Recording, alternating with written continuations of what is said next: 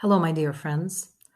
I've been getting a lot of questions about the market and would like to provide you with a fourth quarter general overview. Current interest rates, I just checked this morning, are trending at 7.7%. For comparison, in January of this year, we were at 3.2%.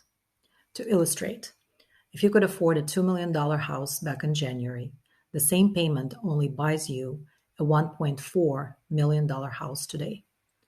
This development gives a justifiable pause, albeit a temporary one, to both buyers and sellers. Some sellers remain under the spell of unrealistic market gains over the past 2 years of up to 40% in some parts of Bay Area. And the buyers, at least the ones who've been shopping since the beginning of the year, have to absorb the sticker shock and to adjust. This creates a market which is in somewhat of an impasse. There are reasonable and expected price reductions for the properties right now, which are trying to catch up with those changes. And now it's taking 3 to 4 weeks to sell a house versus 24 hours. Previously active buyers are adopting a wait and see position, and they are not quite as eager to part with their money, especially in light of a very turbulent stock market and the fact that they may have lost some of their down payment. However, we're nowhere close to the crisis of 2008 for multiple reasons. Reason number one, that crisis was caused by millions of people taking out predatory home loans they could not afford. Today's homeowner is likely to have a very low mortgage interest rate. They're likely to have home built equity, and consequently, no pressure to sell, let alone abandon their home. Secondly, markets fluctuate. We're coming out of the one with the unprecedented growth, like I said, of up to 40% in some parts. And of course, it has to cool off and absorb those gains. Last year, we had severe housing shortage of 1.5 months supply of inventory. This is the amount of time it would take current homes on the market to sell at their sales price. Right now, this number increased to 2.5 to 2.6 months. However, for a market to be considered balanced, it would require a 6-month supply. So technically, we still have housing shortage and we're still in seller's market, which is kind of ironic. This should theoretically push the prices up, but in light of interest rate increases, this creates a gradual leveling off, which is a good thing. The sellers are not willing to give their homes away. Besides, they have nowhere to go because they would lose their lower rate financing. And this suppresses the supply and keeps the prices fairly stable. Again, this is a good thing. And lastly, the best way I can describe it is that we were on a positive trajectory since 2012 all the way to 2020. And then we had this rapid statistical outlier of up to 40%. And now we're coming back, but we're not giving back all of our gains. And this trajectory still remains largely positive compared to 2020. Also, good news, Bay Area still has a staggering amount of wealth.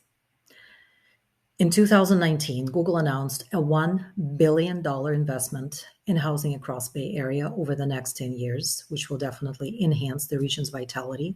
And I highly doubt that Google would be investing into failing California.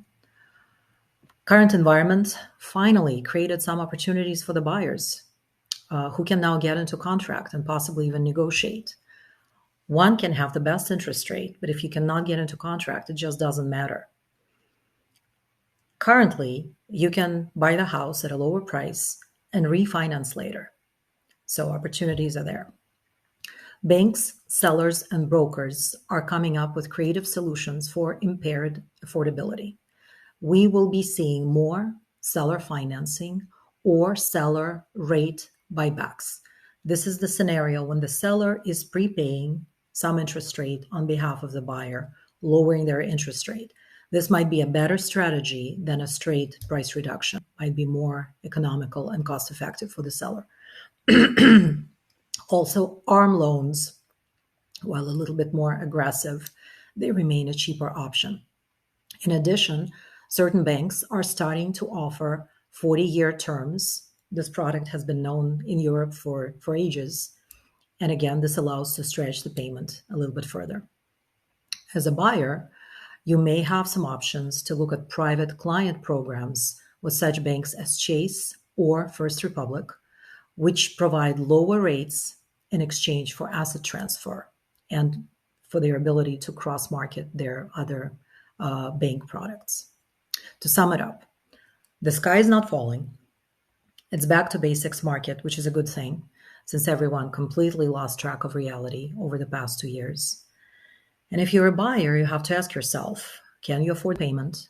Do you see yourself in the house over the next 5 years? And as a seller, you need to see if you are reasonable and if you have a plan for after you sell your house. Where will you go? How much will it cost you? Do you have tax implications? How will you invest your remaining proceeds to make sure your money is working for you? And if you have answers to those questions, you will most definitely win in the long run. For now, I welcome you to call me with any questions you may have about your specific property. And I remain at your service. And as always, I thank you for your support. Thank you.